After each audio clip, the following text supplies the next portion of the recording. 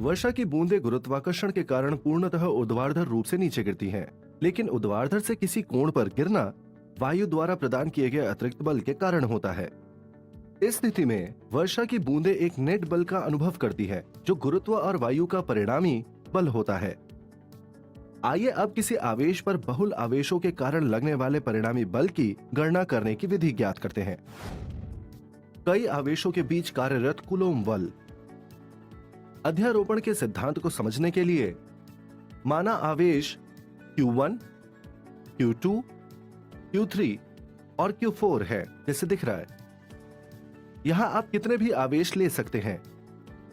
माना vector R1, vector R2, vector R3 और vector R4 क्रमशः स्थिति सदिश है आवेशों के Q1, Q2, Q3 और इसके साथ ही Q4 के। आइए हम आवेश Q1 पर कार्यरत बल बाकी अन्य आवेशों के कारण ज्ञात करें।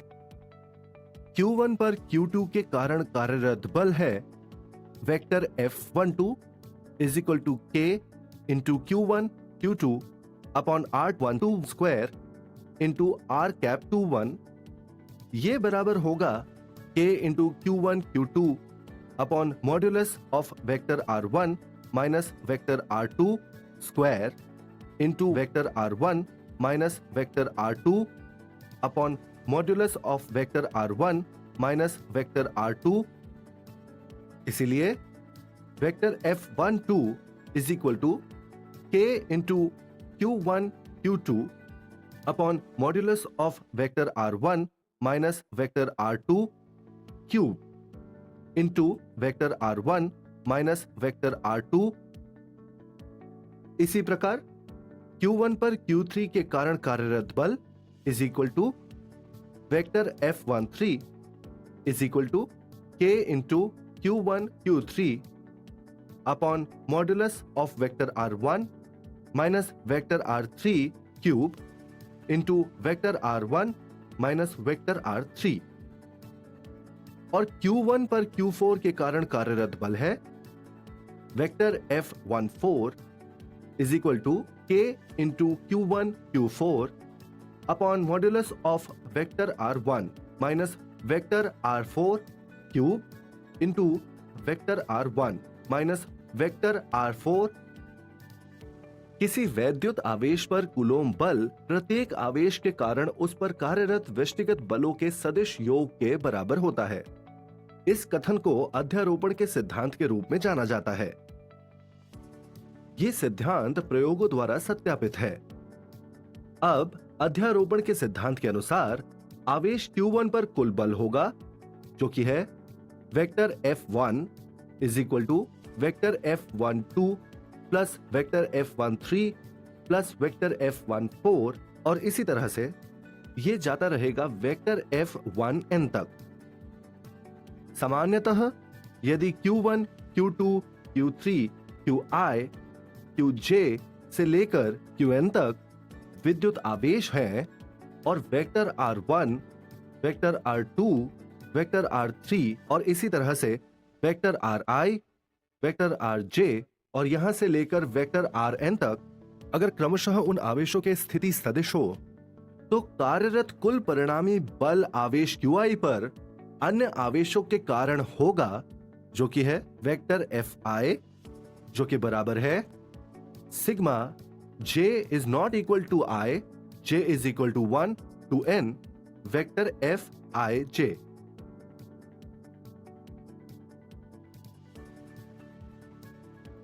इसीलिए vector Fi is equal to K into sigma j is not equal to I, j is equal to 1 to n Qi Qj upon the modulus of vector Ri minus vector Rj cube into vector Ri minus vector Rj। हमने जो सीखा, आइए उसका सारांश समझें। यहां हमने अध्यारोपण के सिद्धांत के बारे में अध्ययन किया। इस सिद्धांत के अनुसार किसी आवेश पर अन्य आवेशों के कारण कार्यरत बल उस आवेश पर अन्य सभी आवेशों के कारण कार्यरत सभी बलों का सदिश योग होता है। हमने ये भी सीखा है कि प्रत्येक आवेश के व्यष्टिगत बल दूसरे आवेश की उपस्थिति से अप्रभावित रहते हैं। तो चलिए देखते हैं इस टॉपिक से जुड़ा हुआ ऑब्जेक्टिव। तो इस टॉपिक से क्या क्या बन सकते हैं ऑब्जेक्टिव। तो चलिए देर न करके शुरुआत करते हैं पहला क्वेश्चन से। पहला क्वेश्चन है कूलाम बल किसके समानुपाती होता है। और आपको पता है कि कूलाम बल किसके समानुपाती होता है, तो दो आवेशों के गुणनफल के समानुपाती और उनके दूरी के वर्ग क्या होता है, व्युत्क्रमानुपाती। तो यहाँ पर किसके कूलाम बल पूछा हुआ है, किसके समानुपाती होता है, तो समानुपाती उसके आवेश के गुणनफल के समानुपाती। अगला, दो आवेश के बीच की दूरी को दुगनी कर दी जाए। अब कह रहा है आवेश है और बीच की दूरी को क्या कर दिया गया, दुगनी, यानी r का मान कितना कर दिया गया है, 2 गुना। और हमको पता है कि नीचे r का स्क्वायर होता है तो r का स्क्वायर ये भी हो जाएगा। तो r का स्क्वायर तो 1 बटा कितना 4, तो कितना हो जाएगा 1 बटा 4 हो जाएगा। कितना हो जाएगा 1 बटा 4 हो जाएगा।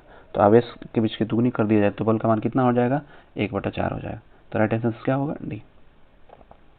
कूलाम बल की इकाई क्या है, कूलाम बल की इकाई क्या है, तो कूलाम बल की इकाई, क्योंकि कूलाम है, कूलाम से मतलब बल है, तो बल का सही मात्रा क्या होगा न्यूटन। बल का सही मात्रा क्या है न्यूटन। अच्छा देखिए न्यूटन एन में भी लिखा हुआ है और न्यूटन ऐसे भी लिखा हुआ है, तो इसका आंसर दोनों हो जाएगा। एन का मतलब न्यूटन ही है, ये भी क्या है न्यूटन, तो बी और डी दोनों होगा। अगला, कूलाम बल में के का मान कितना होता है, के का मान बताना है कि के का मान कितना है। तो आपको पता है कि हम लोग लिखते हैं 1/4πε0, और यहाँ पर आपसे पूछ रहा है कि के का मान कितना है, क्योंकि हमको पता है कि एफ बराबर होता है के इंटू, एफ बराबर होता है के इंटू Q1 इंटू Q2 बटे में आर स्क्वायर, और के का मान जो होता है वे कितना होता है, तो के का मान होता है 9 गुणे 10 के पावर 9 न्यूटन मीटर स्क्वायर पर कूलम स्क्वायर। यह किसका मान है, तो यह एप्सिलॉन नॉट का मान है। राइट आंसर क्या होगा ए। अगला, यदि दो आवेश समान चिन्ह के हों, अब कह रहा है दो आवेश का समान चिन्ह हो, जब दो आवेश समान चिन्ह के हों तो उनके बीच क्या होगा, विकर्षण या प्रतिकर्षण, विकर्षण या क्या होगा प्रतिकर्षण। अगला, कूलाम बल किस प्रकार का बल, कूलाम बल किस प्रकार का, तो बल है और बल होगा तो कैसा होगा सदिशीय होगा, बल होगा तो कैसा होगा सदिशीय। अगला, यदि दो आवेशों के बीच का माध्यम बदल दिया जाए, माध्यम कहने का मतलब कि एप्सिलॉन नॉट एप्सिलॉन आर या एप्सिलॉन एम जो लिखते हैं, तो वही कह रहा है यदि दो आवेशों के बीच का माध्यम बदल दिया जाए, यानी नीचे हम एप्सिलॉन नॉट की जगह पर एप्सिलॉन आर कर रहे हैं, एप्सिलॉन एम कर रहे हैं, तो जब एप्सिलॉन में बदलाव होगा तो नीचे बदलाव होगा, और जब कोई चीज़ें नीचे बदलाव होती है तो व्युत्क्रमानुपाती होगी। अगर यह बदलेगा तो एफ का मान क्या हो जाएगा, घट जाएगा। क्या हो जाएगा, घट जाएगा। क्यों घट जाएगा, क्योंकि हम जो है ऐसे मान के चलते हैं कि निर्वात है, और माध्यम बदलने का मतलब कि निर्वात से कोई ना कोई माध्यम रखेंगे, तो इसका आंसर क्या हो जाएगा, निर्वात माध्यम बदलने से बल का मान जो होता है वह घट जाता है, या माध्यम बदलने से घट जाता है, तो इसका आंसर क्या होगा बी। अगला, सुपरपोजिशन सिद्धांत कहता है, सुपरपोजिशन सिद्धांत क्या कहता है, तो सुपरपोजिशन सिद्धांत कहता है बलों के सरल जोड़ नहीं, सुपरपोजिशन में सरल जोड़ नहीं होता, बलों का शून्य जोड़ भी नहीं होता है, ये भी नहीं होता, तो क्या होता है, तो बलों का सदिशीय रूप में जोड़, बलों का किस रूप में जोड़, सदिशीय रूप में जोड़। अगला, सुपरपोजिशन का मतलब होता है बलों का सदिशीय रूप में जोड़। अगला क्या है, यदि तीन आवेश Q1 Q2 और Q3 है तो Q1 पर लगने वाले बल कौन होगा, मतलब कि Q1 पर कौन बल लगाएगा, Q2 सिर्फ बल लगाएगा, केवल Q3 लगाएगा, कि Q2 और Q3 दोनों लगाएगा, तो कहेंगे दोनों लगाएगा, क्योंकि Q1 पर Q2 भी बल लगाएगा और कौन लगाएगा Q3 भी लगाएगा, तो इसका राइट आंसर क्या होगा सी होगा। अगला, बल की प्रकृति है, बल की प्रकृति क्या होती है, केवल आकर्षण, केवल विकर्षण, या आकर्षण या विकर्षण दोनों। तो आपको पता है कि हम किस बल की बात कर रहे हैं, तो कूलाम बल की। तो कूलाम बल जो है आकर्षण और विकर्षण दोनों ही करता है, कूलाम बल जो है आकर्षण और विकर्षण दोनों करता है। चलिए एक बात ध्यान रखिए कि जो भी जितने भी क्वेश्चंस हो रहा बना रहे हैं आप, और इन सारे क्वेश्चंस को आप लगातार प्रैक्टिस करिएगा, तो आपके एग्जाम में कोई भी ऑब्जेक्टिव क्वेश्चन छूटने वाला नहीं है, क्योंकि हम लोग टॉपिक वाइज और उससे जुड़ी हुई क्वेश्चंस बनाते चल रहे हैं। अगला क्वेश्चन क्या है कि कूलाम बल, कूलाम बल और गुरुत्वीय बल की समानता क्या है, करा कि कूलाम बल और गुरुत्वाकर्षण बल में समानता क्या है। तो देखिए यह दोनों अदिश है, नहीं, पहले कि यह जो कूलाम बल है वो तो सदिश है, तो ऑप्शन से ए तो खत्म हो गया, दोनों अदिश होने की संभावना ही नहीं है। दोनों केवल आकर्षण बल करते हैं, नहीं, क्योंकि कूलाम बल जो है आकर्षण और विकर्षण दोनों करता है, तो सी ऑप्शन भी खत्म।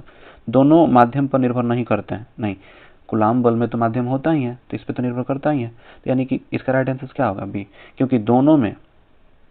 क्योंकि दोनों में जो है, दोनों में व्युत्क्रम वर्ग के नियम का पालन होता है, क्योंकि उसमें भी जब हम लिखते हैं तो वहाँ पर लिखते हैं F बराबर m1 इंटू m2 बटे में आर स्क्वायर, और यहाँ पर क्या लिखते हैं F बराबर k into Q1 into Q2 बटे में आर स्क्वायर। कभी कभी k का मान हम लोग भर देते हैं तो k बराबर होता है 1 बटे में 4 pi epsilon not Q1 into Q2 बटे में आर स्क्वायर। अगला, यदि दो आवेश दिया गया है, दोनों आवेश को पहचानिए। दोनों आवेश EV प्लस है, EV प्लस है, तो इसका आंसर आप लोग कमेंट बॉक्स में करेंगे। यदि दो आवेश जिनका EV प्लस हो और EV प्लस हो तो इसका आंसर क्या होगा। क्वेश्चन नंबर 12 का आप लोग आंसर करेंगे। अगला क्या है, यदि दो आवेश, यहाँ पर भी देखिए, यदि दो आवेश एक प्लस का है और एक माइनस का है तो इनके बीच लगने वाला बल क्या होगा। आकर्षण होगा, विकर्षण होगा, शून्य होगा कि नहीं कहा जा सकता है। तो आप इसका आंसर कमेंट बॉक्स में करेंगे। तो 12 और 13 का क्वेश्चंस का जो आंसर है कमेंट बॉक्स में करिए। सभी लोग जो है कमेंट बॉक्स में जरूर आंसर करें।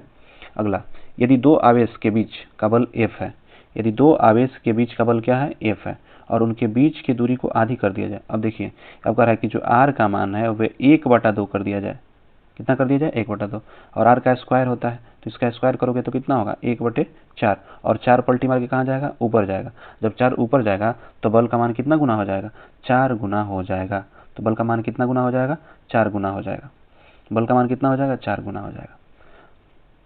और एक और बात कि अगर किसी को 11th या 12th का हैंड रिटन नोट्स चाहिए तो आप लोग जो है इस नंबर पे व्हाट्सअप कर सकते हैं, और हैंड रिटन नोट्स का कुछ चार्ज रखा गया है, तो आप वहाँ पर मैसेज करके पूछ सकते हैं कि 11th का हैंड रिटन नोट्स प्रॉपर है और 12th का भी हैंड रिटन नोट्स प्रॉपर मिलेगा। जो 11th का हैंड रिटन नोट्स है वो 99 रुपीज़ का है, और 12th का जो हैंड रिटन नोट्स है वो भी कितना है, 99 रुपीज़ का है। तो अगर किसी को लगता है कि हमारा नोट्स नहीं बन पाया है और उनको हैंड रिटन नोट्स की आवश्यकता होगी तो आप लोग जो है इस नंबर पे व्हाट्सअप कर सकते हैं और इसको प्राप्त कर सकते हैं। तो चलिए अगला क्वेश्चन देखते हैं। कूलाम बल। कूलाम बल किसके विपरीत वर्ग के समानुपाती होता है। अब आपको पता है कि कूलाम बल का किसके विपरीत वर्ग के समानुपाती है। तो विपरीत वर्ग के कौन, दूरी के आवेश के क्षेत्रफल के। हमको पता ही है कि कूलाम के लिए दो ही चीज लेते हैं, आवेश और दूरी। आवेश तो समानुपाती होता है, और ये क्या कर रहा है, विपरीत वर्ग, मतलब विपरीत वर्ग के समानुपाती, मतलब कि विपरीत हो, वर्ग हो और व्युत्क्रम अनुपाती। विपरीत वर्ग के यहाँ पर क्या होना चाहिए, व्युत्क्रम अनुपाती। कूलाम बल किसके विपरीत, ऐसे सुनिए, कूलाम बल किसके विपरीत वर्ग के व्युत्क्रम अनुपाती होता है। तो कूलाम बल जो है दूरी के वर्ग के विपरीत वर्ग के, यहाँ पर समानुपाती का नहीं होना चाहिए, व्युत्क्रम अनुपाती होना चाहिए। तो इसका आंसर क्या होगा, दूरी और आवेश के समानुपाती। एप्सिलॉन नॉट का मान कितना होता है, तो अभी हम लोग पता है कि एप्सिलॉन नॉट का मान कितना होता है, 8.85 × 10⁻12 कूलाम स्क्वायर प्रति न्यूटन मीटर स्क्वायर। और इसका मान, यह किसका मान है, यह के का मान है। अगला, किसी आवेश पर लगने वाले कुल बल हमेशा किसी अन्य आवेश में उत्पन्न क्या करा कि किसी आवेश पर लगने वाले कुल बल हमेशा क्या होते आपको पता है किसी आवेश पर कुल बल लगेंगे तो कुल बल हमेशा उन सभी आवेशों में उत्पन्न सदिशियों के क्या होते हैं, बराबर होते हैं। किसी आवेश पर लगने वाले कुल बल क्या होते हैं, तो उन पर जो लगा हुआ आवेश है उनके सदिशियों के क्या होते हैं, बराबर होते हैं। तो इसका राइट आंसर क्या होगा, ए हो जाएगा। अगला 18वां क्वेश्चन क्या है, 18वां क्वेश्चन है कूलाम बल में के का मान किस पर निर्भर करता है। और आपको पता है कि के का मान किस पर निर्भर करता है, क्योंकि के का मान जो है 1/4 पाई एप्सिलॉन नॉट है। तो अब देखो 4 तो कांस्टेंट है, पाई भी कांस्टेंट है, तो जो मान बदलने वाला है वो किसका मान बदलने वाला है, एप्सिलॉन नॉट का। और एप्सिलॉन नॉट क्या है, तो यह माध्यम का आवेश है, नहीं दूरी, नहीं द्रव्यमान, नहीं, तो यह क्या है, केवल माध्यम है। और माध्यम क्या हो सकता है, कभी निर्वात हो सकता है, कभी कुछ माध्यम हो सकता है, कभी जल हो सकता है, कभी कांच, मैंने इन चीज जल कांच तो नहीं कर सकते इसमें, मतलब कि अलग अलग माध्यम हो सकते हैं। तो करेक्ट, के का मान किस पर निर्भर करता है, तो केवल माध्यम पर, बाकी उसमें जो भी चीजें हैं वह क्या है, फिक्स है। किसी माध्यम में बल का सूत्र क्या होता है, किसी माध्यम में जो बल का सूत्र होता है F बराबर 1/4 pi epsilon not epsilon R into Q1 into Q2 बटे में R। क्यों, क्योंकि यहाँ पर माध्यम है, और माध्यम में जब होता है तो यहाँ पर एप्सिलॉन नॉट भी होता है और क्या होता है, एप्सिलॉन R भी होता है। तो यहाँ पर क्या है, तो यहाँ पर द्रव्यमान है, घनत्व है कि वेग है, तो नहीं, यहाँ पर है माध्यम के सापेक्ष, यहाँ अभिद्रता के जगह पर माध्यम के सापेक्ष, जो आप लोग पढ़ते हैं ना कि एप्सिलॉन नॉट क्या है, माध्यम के सापेक्ष परावैद्युतांक, वही है। तो माध्यम का सापेक्ष क्या है, एक परावैद्युतांक है। अगला क्वेश्चन, यदि दो आवेशों के बीच 36 न्यूटन, करा दो आवेश है जिनके बीच का बल कितना न्यूटन है, 36 न्यूटन है। यदि दूरी को दुगनी कर दी जाए, दूरी को दुगनी करोगे तो दुगनी का मतलब क्या है, 2 का स्क्वायर 4, यानी इधर का मान 36, ठीक है। तो नया बल क्या होगा। अब देखो 36 था, अब आर जो पहले जब आर था तो ये 36 था, अब आर का मान कितना हो गया 4, तो बल कितना होगा आर पे 36 तो 4 पे कितना, और हमको पता है कि आर का मान जब बढ़ता है तो इसका मान घटता है, तो इसका मान आ जाएगा 9 न्यूटन। इसको आप बना सकते हैं, फॉर्मूला पे आ जाएगा। तो यह रहा आपका 20 क्वेश्चन। और ध्यान रखिएगा कि जो अगर यह ऑब्जेक्टिव का जो सेशंस है लगातार चलते रहेगा, क्योंकि हम लोग इसका थ्योरी पढ़ रहे हैं, ऑब्जेक्टिव पढ़ रहे हैं। हाँ, अगर किसी को लगता है कि अभी तक हमारा हैंड रिटन नोट्स नहीं बना है किसी कारणवश, और हमको हैंड रिटन नोट्स चाहिए, तो हैंड रिटन नोट्स के लिए कुछ चार्ज रखा गया है। जो 12th क्लास के लिए है वो कितना है 99 रुपया है, और 11 क्लास के लिए जो सब्जेक्टिव नोट्स है वो भी कितना है 99 रुपया का है। तो चलिए मिलते हैं अगले वीडियो में।